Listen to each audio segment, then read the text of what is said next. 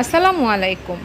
কদবেলের ভর্তা, এটার নাম শুনলেই যেন জিভেতে পানি চলে আসে, এতটাই মজার। তো আজকের রেসিপি শেয়ার করব কদবেলের ভর্তা আমি কিভাবে বাসায় তৈরি করি। এটা দেখতে যেরকম লোভনীয়, খেতেও কিন্তু দারুণ মজার। আর তাছাড়া এই কদবেলের মধ্যে কিন্তু প্রচুর পরিমাণে ভিটামিন সি রয়েছে। রেসিপিটি ভালো লেগে থাকলে চ্যানেলটিকে সাবস্ক্রাইব করে ভিডিওতে একটি লাইক দিয়ে রাখার জন্য অনুরোধ রইল। চলুন তাহলে দেখি। এখানে আমি একটি পাকা কদবেল নিয়েছি। তো কদবেলের ভর্তা তৈরি করার ক্ষেত্রে অবশ্যই একটা পাকা কদবেল নিতে হবে। তো পাকা কদবেল কিভাবে বুঝবেন, সেটা নাকের কাছে নিলে খুব সুন্দর একটা পাকা কদবেলের ঘ্রাণ বের হবে, সেটাই পাকা কদবেল। তো এটা আমি ছুরির সাহায্যে অর্ধেক করে নিয়েছি।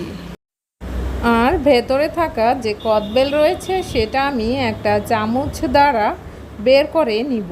আর খুব ভালোভাবে বের করে নিতে হবে। আর পাকা কদবেলের কিন্তু খুব সুন্দর ঘ্রাণ বের হয়। এই কদবেলটা ভাঙার পরে ঘ্রাণে মমো করছে। পাকা কদবেল না হলে কিন্তু এই ঘ্রাণটা পাওয়া যাবে না।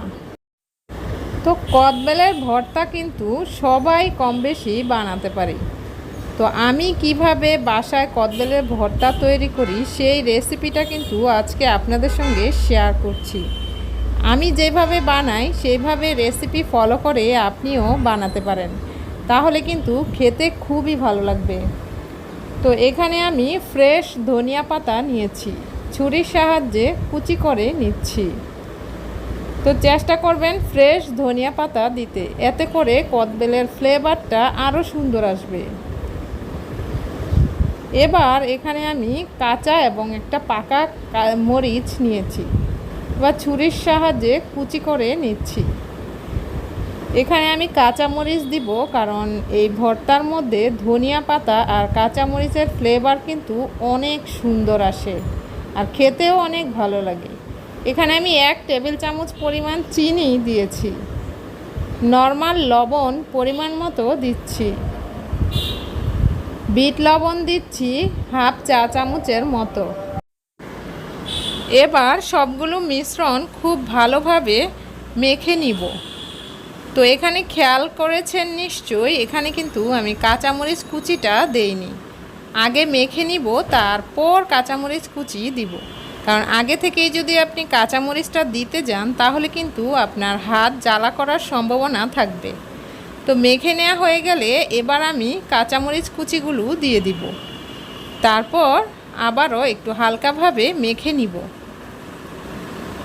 তো আমার ভর্তাটা কিন্তু তৈরি হয়ে গেছে। আমি যেভাবে শেয়ার করলাম এইভাবে ভর্তাটা আপনি বাসায় তৈরি করে দেখতে পারেন। এই কদবেল মাখাটা খেতে খুবই ভালো লাগে। তো রেসিপিটি যদি ভালো লেগে থাকে আপনার ফ্যামিলি এবং ফ্রেন্ডসদের সঙ্গে কিন্তু শেয়ার করে দিতে পারেন। আর আপনার কাছে রেসিপিটি কেমন লাগলো সেটা জানিয়ে দিতে পারেন কমেন্ট বক্সে কমেন্ট করে। দেখা হবে নেক্সট কোনো রেসিপিতে। ততক্ষণ সবাই ভালো থাকুন। আল্লাহ হাফেজ।